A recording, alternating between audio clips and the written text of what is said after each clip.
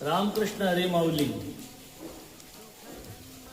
आज पांडुरंगाचं महत्त्व हे परदेशातल्या लोकांनाही कळू लागलेलं आहे. म्हणून तर परदेशातून लंडन सारख्या देशातून आज पांडुरंगाची वारी चालू झालेली आहे.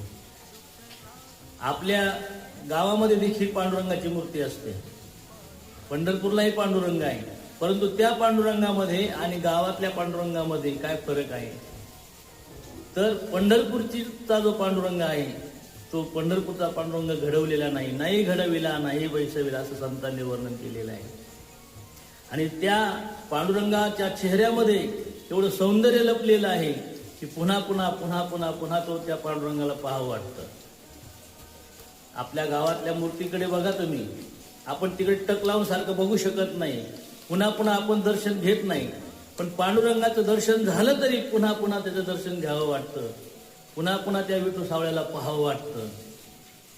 संतही म्हणतात, सदा माझे डोळे जडो तुझी मूर्ती, रखुमाईच्या पती सोयरिया.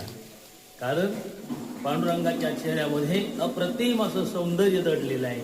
माऊली म्हणतात, पांडुरंग कांती दिव्य तेज झळकती, रत्न केळ फाकती प्रभा.